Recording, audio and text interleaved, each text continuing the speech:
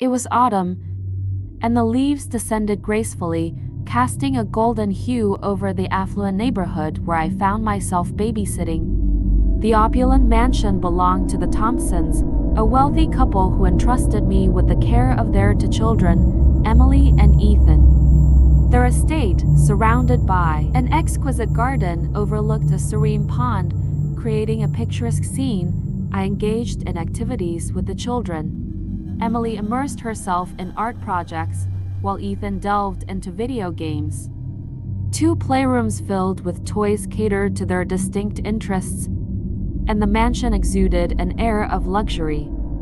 Despite the grandeur, the children remained polite and well-behaved.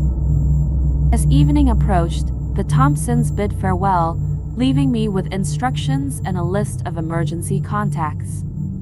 Alone in the mansion, I explored the vast property, discovering a pool house across the pond. Equipped with a bar, pool table, arcade games, and a massive TV, it served as a recreational haven. An intercom system connected it to the main house, providing both convenience and a sense of security. I was free to do as I pleased for the night. It was great. I wasn't supposed to have friends over, though that was a rule I respected, and I would just FaceTime my friends and watch movies in the pool house to pass the time. It was not a bad place to have free time in, but then I started getting hungry, so I walked back across the property to the house, entered the code to let myself in, and went to the kitchen. They had so many snacks and food that I was allowed to help myself to. I grabbed a frozen snack from the freezer and I retreated to the pool house. I liked hanging out in there more because I could be louder on the phone and have the TV as loud as I want without waking the kids. I was on the couch watching the movie White Chicks while texting a bunch of my friends. I was just in the middle of telling my friends how great of a gig this is. Nightfall brought a chill to the air. Tranquility shattered when the intercom beeped, startling me. Emily's shaky voice expressed fear of strange noises.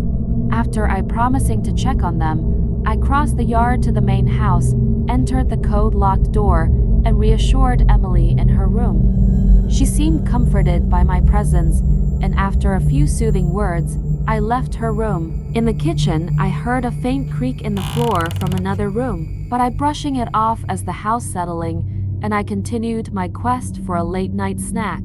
Back in the pool house, a sense of unease lingered.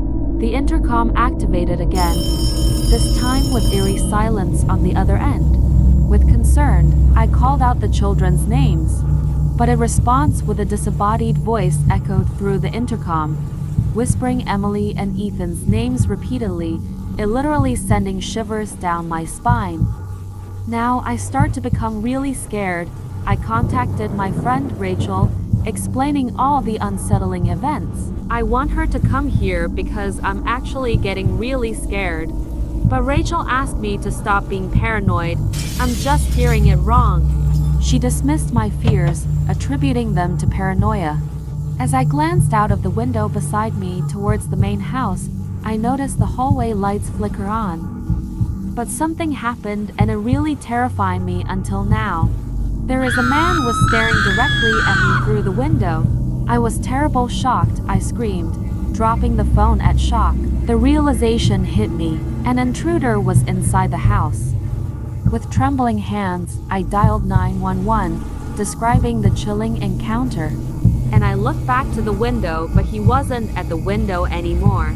I was hysterical, crying, begging the 911 operator to please hurry up. She kept telling me to calm down, asking me a million questions. Default text.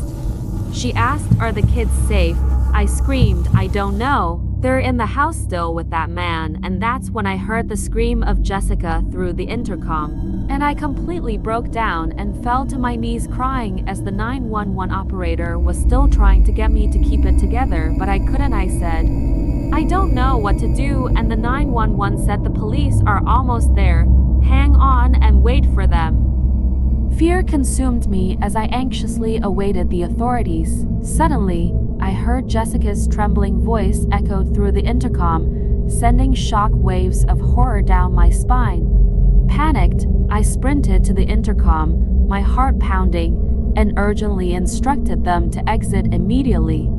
Summoning a courage I didn't know I possessed, I propelled myself outdoors, sprinting across the yard to meet the two kids who were already anxiously awaiting at the door.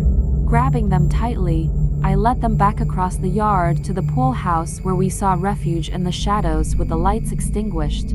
Simultaneously, the 911 operator relayed the reassuring news that the police were en route and would rendezvous with us at the pool house. Those words, a lifeline in the midst of chaos, were the most comforting sounds I had ever heard. I guided the children to the door where a pair of police officers awaited. In the end, the intruder was apprehended, a disheveled man in his 30s with a haunted expression. Investigations revealed a history of mental health issues. The Thompsons, notified immediately, rushed back home to attend to their shaken children. Grateful for my actions, they decided to press charges against the intruder, ensuring he received the help he needed. The incident left an indelible mark on all of us. I, too, struggled to move past the haunting echoes of that night. The scars on those innocent kids, and perhaps still, vividly painted a picture of the night terror unfolded in their once seemingly secure haven.